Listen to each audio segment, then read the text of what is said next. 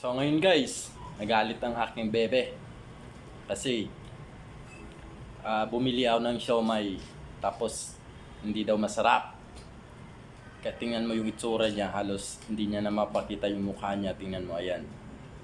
Ayan guys. Parang inaantok. Guys, oh. Ba't ayaw mo kasi ng siomay?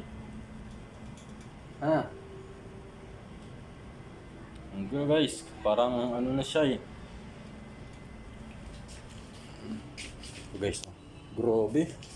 Parang talo pa yung ano.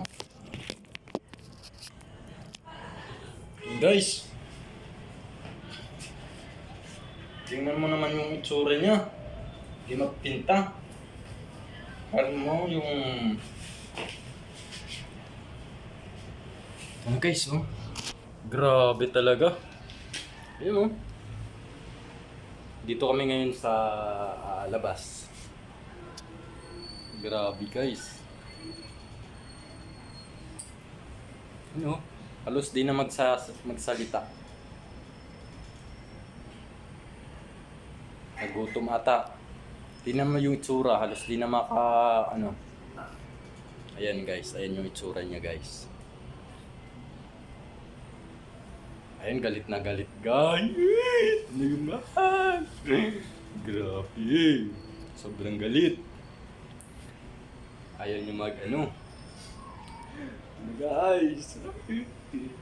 Kanya na kasi ito na. Ito na, yung siomay natin. Oh, sarap-sarap pa naman ito guys. Ang dami ko pa namang binili. Isa na ito yung ulam namin. So ayaw niya ng siomay. Gusto niya ata yung siomay ko eh. Gusto mo ba yung siomay ko? Na guys, oh. Grabe yung mukha guys. Ano na? Ano ba? Galit na galit. At yun na lang guys. Tama na, baka mas lalong magalit si Baby.